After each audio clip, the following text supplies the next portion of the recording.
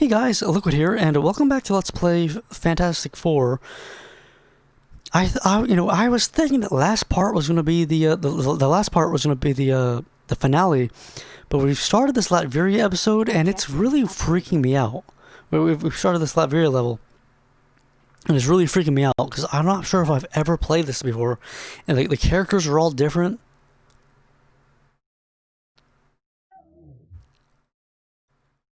And the voice actors are different, the likenesses are different, it's really weird, really weird. Uh-oh. Considering I used to play this game a lot as a kid.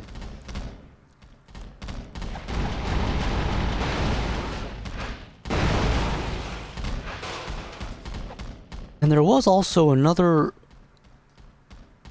Because this says Latveria 2, but I'm curious because there was also... Like on the bonus screen, I'm pretty sure there was another Latveria 2, but it might have been like Roman numerals for like beating hard mode. I'm curious what that's all about. What's our objective? Find transport to the pad.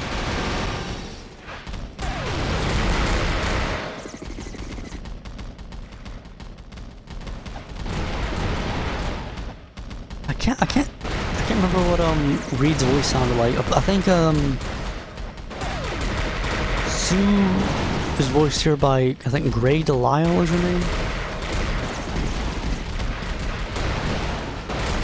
Johnny here is Quentin Flynn, I think. I think he might have been the same guy that voiced him in Marvel Ultimate Alliance. I mainly know him for voicing Raiden in Metal Gear Solid.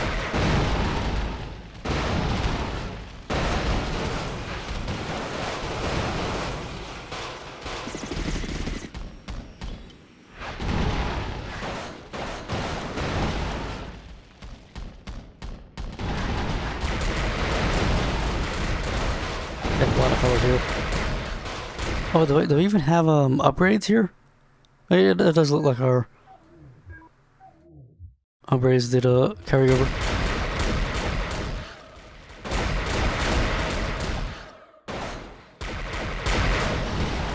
There's an upgrade for a firewall. What's it? Oh, that's beautiful. A big wide wall. Hello, sir. Don't fear. I may be a man on fire that... I wonder if that ever happens, like where, Johnny tries to get close to... I guess, the thing is, he can just turn it on and off. I wonder, has Johnny ever, set something on fire? Something or someone on fire because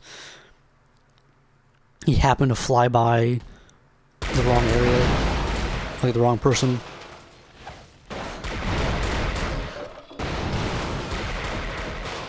I think it's this whole city just looks the same.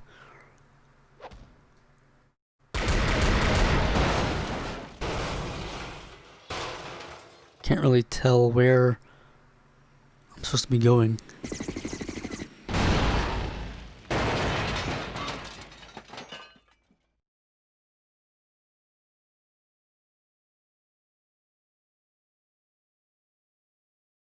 We're trying to get to the pad. We're trying to find transport to the pad. This truck can transport us. Nope. This truck. Nope.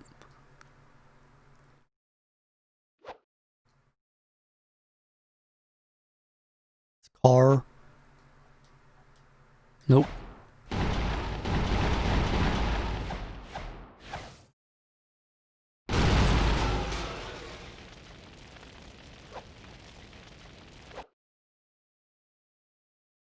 I'm very curious. I wonder if we'll see what the thing looks like in this Latveria place. Trying to think of who I can. I'm trying to guess who to voice him.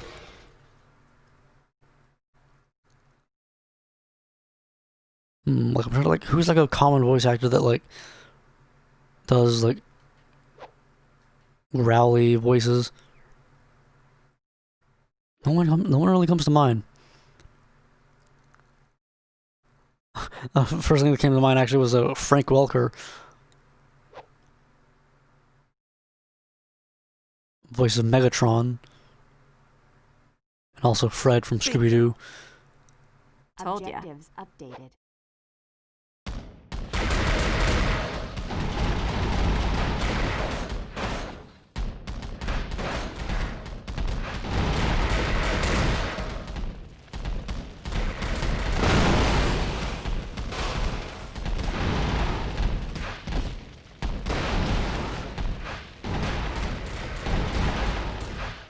I suppose it could possibly be, cause like it's not like the Thing's voice isn't like it's kind of, you know, raspy, but it's not like he's like I'm the Thing.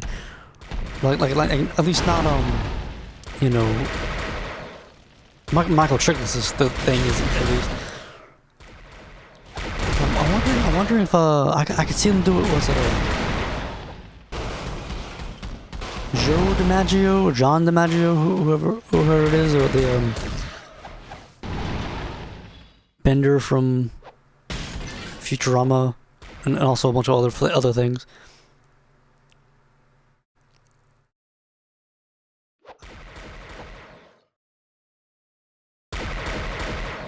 That is a thing, assuming that we'll even see the Thing in this level. Come on, guys. The ship is ready to sail. It's funny.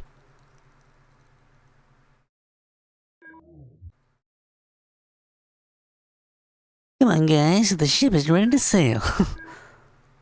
Like, I wonder like how this works. Like, does there theoretically exist audio of like?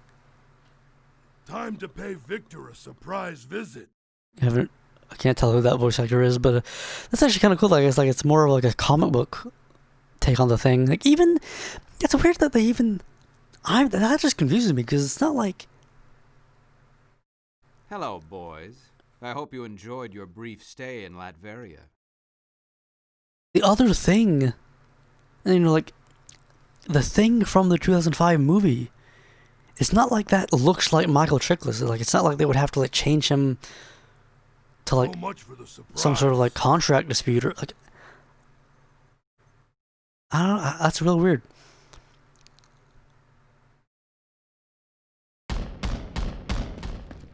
But this is actually more like that's we have to like see like the Thing's feet. That's kind of unsettling. And big rocky eyebrows. And I'm not sure who that voice actor is.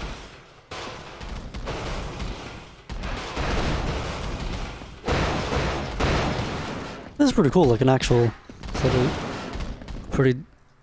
A cool little. What? We're high up.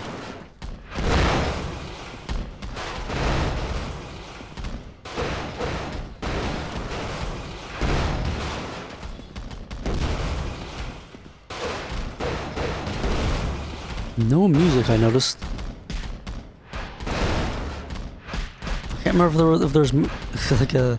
I can't remember if there was actually music on the ground, because obviously, I guess, we're like in space or something. Like, how high are we? I was gonna say, yeah, like I was gonna say, like, you know, it's in space. There's gonna be no sound, but then again, like we do have the sound of robots bashing and mashing and gnashing their teeth or whatever.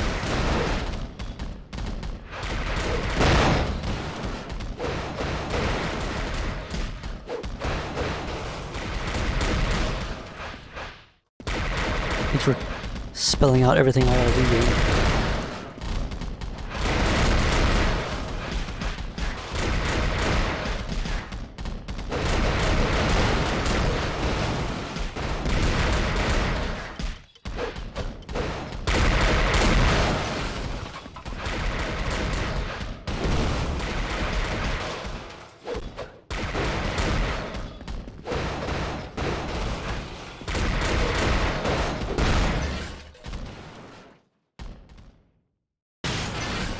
Nice.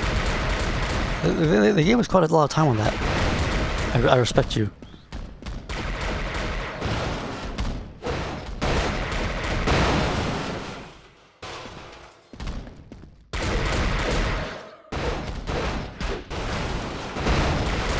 many enemies are you gonna throw at us? The heck? Hello?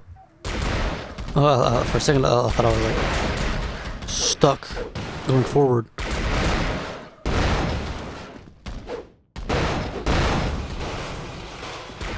What's our goal here? Just stop the missile launch.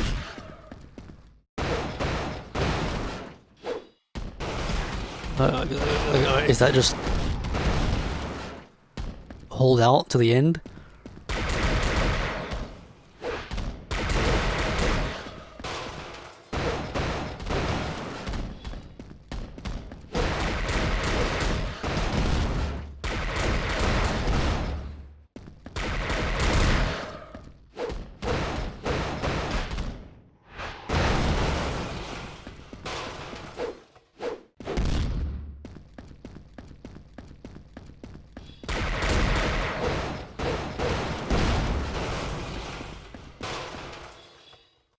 Nice moon up there.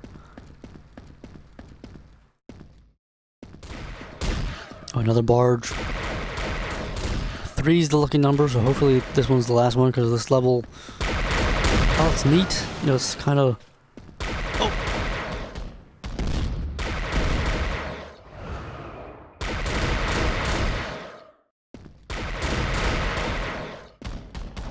It's kind of repetitive, just fighting a bunch of enemies.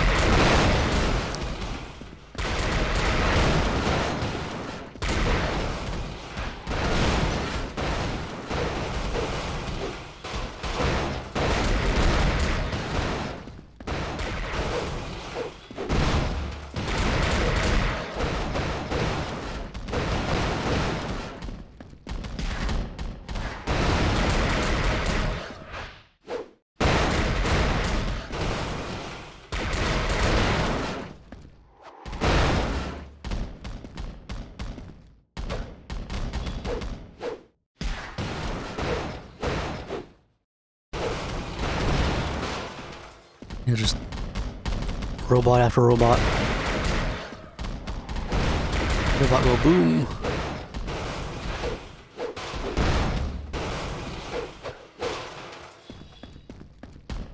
Anything we're supposed to be doing here?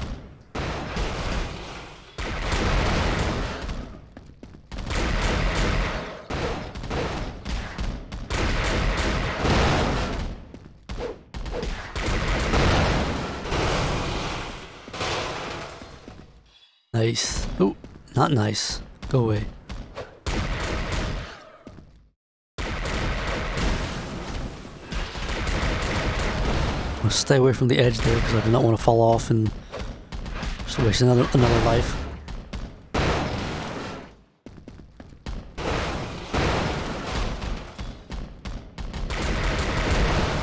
I wonder how many levels are in this Latveria thing.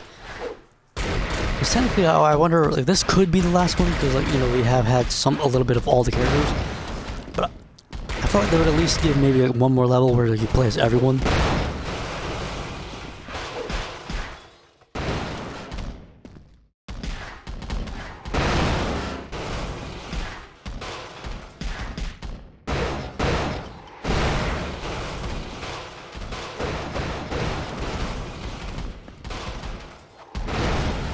How? What?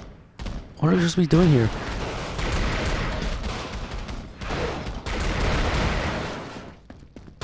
If we get another barge, no actual like development or anything, I'm just gonna assume that there's some. Oh, here we go. To be continued. Beat the game on hard difficulty to unlock the conclusion. Wow.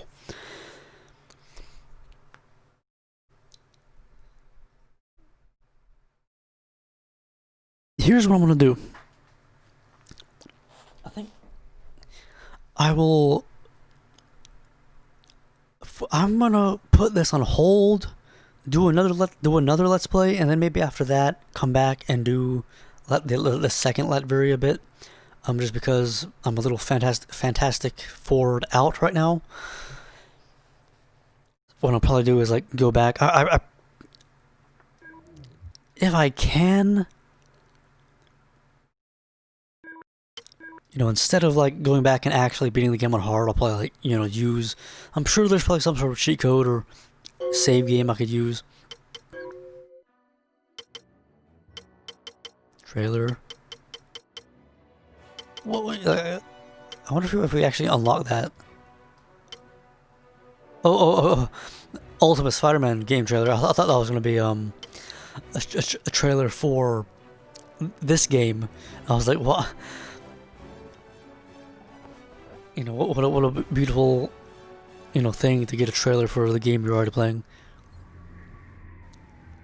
Inside us all there lives a darkness, a sense of betrayal, a need for revenge. And for some, it is a constant fight to control it. A fight to control. Ultimate Spider-Man was a great game. Inside.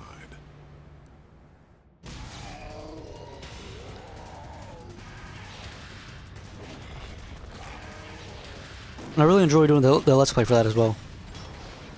Way back. And that's 10, that's almost 11 years now.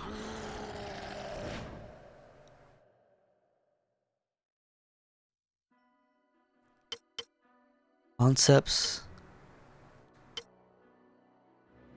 So we haven't unlocked basically any of these. Stanley interview, oh man.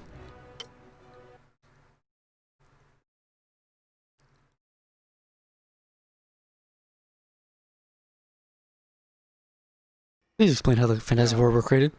My publisher had learned that DC Comics, which was then called National Comics, had a book called The Justice League, and it was selling very well.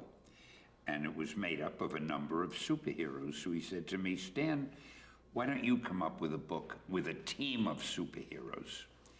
And I really didn't want to do the same old thing with guys who just wear costumes and masks and have secret identities, and the girl is always a token girl who has to be rescued all the time. In fact, at that time, I really wanted to quit, because I had been doing these comics for about 20 years, and I had the same instructions from my publisher all the time. Don't use words of more than 2 syllables. Don't play up too much dialogue. The readers get bored reading dialogue. And so I felt I was just writing one-dimensional stories. And my wife said to me, Stan, if you want to quit anyway, why don't you do the next book you do the way you want to do it, just for fun? The worst that happens is you'll be fired, and you want to quit, so what's the big deal? And luckily, that was when he asked me to do this team of superheroes. So I thought, how can I make them a little different than what had gone before? 1, no secret identity. 2, the girl is going to be as much a valuable member of the team as the other 3 guys. 3, instead of the heroine not knowing that the hero is really a hero, the Clark Kent, Lois Lane syndrome, I'll let them be engaged. They know each other and they know what they do, and that's it. And instead of the typical teenage sidekick, I'll get a younger member, but I'll let him be the brother of the girl. So after the girl and the guy get married, he'll be the brother-in-law. So it'll be a little family. And I felt at least that'll make it realistic. Then to continue, I felt Reed Richards will be the hero. Reed Richards, or Mr. Fantastic, as he modestly called himself. I don't want him to be the typical square-jawed hero who says, let's go get him. But I thought I'd make him a little bit more like me, something of a bore. He talks too much. He uses whatever big words he can think of. And I'll have fun with that, because the other members will always say, will you shut up? Can't you explain anything in a simple way? And I thought I'd have them talk to each other like real people do. Then I needed a 4th member who I wanted to be totally different, a guy who's really strong. But I thought, what if he's half monster? What if he could supply a lot of the humor and also a lot of the pathos? And I don't know, I think really I don't know how I came up with the idea, but I'm so glad I did because I love the Thing. I think he's one of the best characters I ever came up with. As you can probably tell, the main objective was to try to make them as close to real human beings who might have possessed superpowers as I could. Oh, that was a really good. That's a really sweet interview, man. That was pretty funny. Like a really, really interesting. I thought it was really funny the line about how like his wife told him, hey, you're already wanting to quit, so the worst thing you can do is get fired. You want to quit anyway, so that's pretty cool. Yeah, it looks like we have another one as well. So, oh my gosh, interviews. I'm not sure how you get these interviews.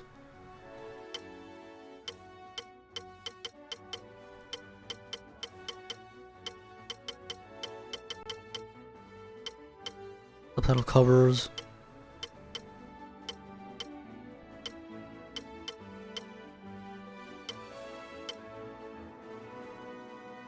I didn't realize. Wait, Zach Penn. Never mind. I was thinking of Zack Snyder. I was like, Zack Snyder was a writer for the Fantastic Four movie.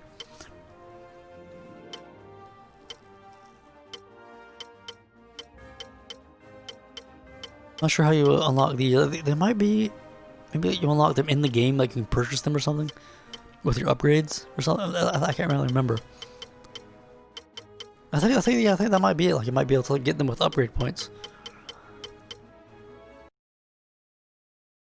Who's your favorite Fantastic Four villain and why? All-time favorite Fantastic Four villain. In fact, maybe my all-time favorite villain is Dr. Doom. One of the things I loved about him, I made him the king of his own country, Latveria. And I was so proud of making up the name Latveria because it sounds like a real country. The thing I liked about Dr. Doom, by being a king, he could commit a crime in this country, but he had diplomatic immunity, so you couldn't arrest him. And also, if you think about it very deeply and clearly, what was it Dr. Doom wanted? He wanted to rule the world, right?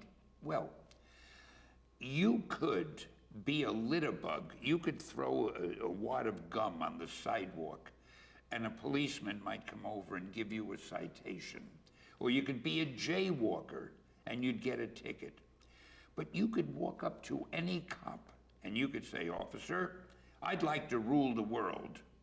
It's not a crime. There's nothing he could do. So Dr. Doom was a very unique criminal. And I like the fact that I tried to give him his own sense of nobility and honor. In fact, I forget which story it was. There was one story where the FF were fighting him as usual, and he said to them, or to Reed, "Look, if you do thus and such, I'll set Sue free, or I'll let you go," or I don't remember the details. But the other three said, "Hey, you're not gonna take him at his word, are you?" That was the thing. And Reed said, "No, despite all his other faults, he's a man of honor. He'll keep his word." And again, I don't remember the exact words, but I kind of like doing a villain like that. He might be the most evil guy in the world, but he's not gonna lie to you. And again, a lot of credit goes to Jack Kirby. All I did was describe what I wanted and how I wanted him to act and be. But when Jack drew him, you couldn't get a better looking villain than Dr. Doom, with that little cowl over him and the armor. And Jack always used to say, "Stan, the reason he concealed his face is because he basically looked like you." Jack and I sometimes had a relationship like the Thing and the Human Torch. What villain did you most enjoy creating? I had fun writing all of them. I just loved every one.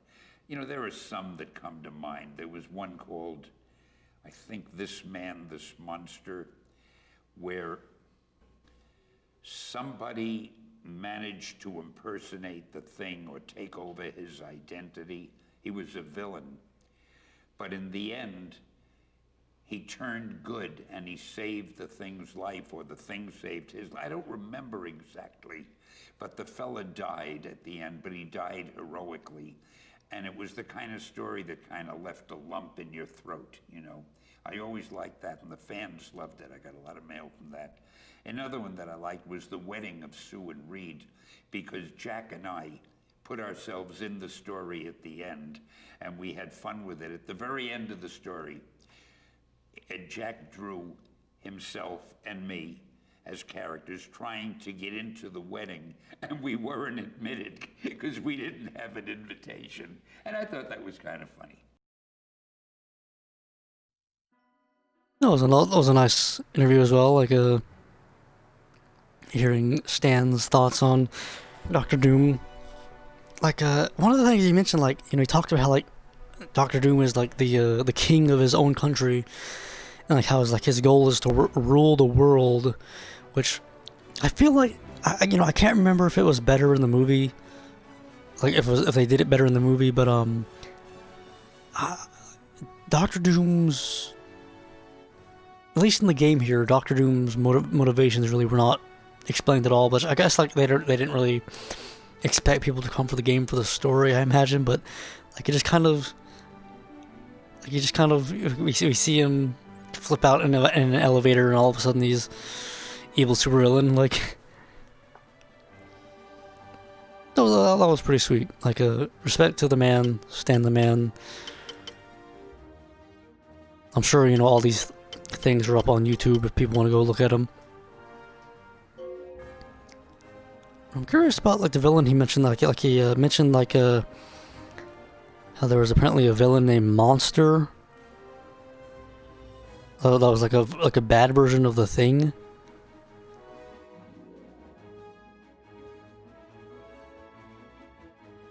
I'm not sure. I'm trying to like I'm like on my phone right now trying to look it up, but I can't really.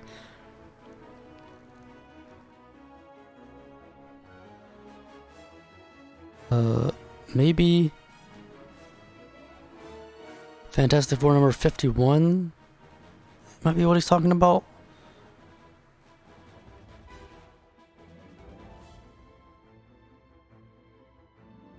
This is some guy named Ricardo Jones.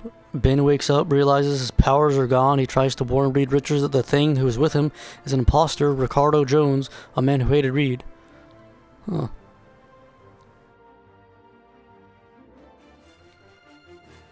Interesting. But I'm going to call the video there, folks. And thus also we'll call this the Let's Play for now. Hopefully you guys enjoyed. It's a fun little game, but not the. Let's see what the practice room is. Just a room. I think might have seen this. There's a room with random enemies. If not, it's not really. You can probably imagine what that's like. Yeah, stay tuned for something else, and eventually I probably will get back to it to see what that last Latveria bit is.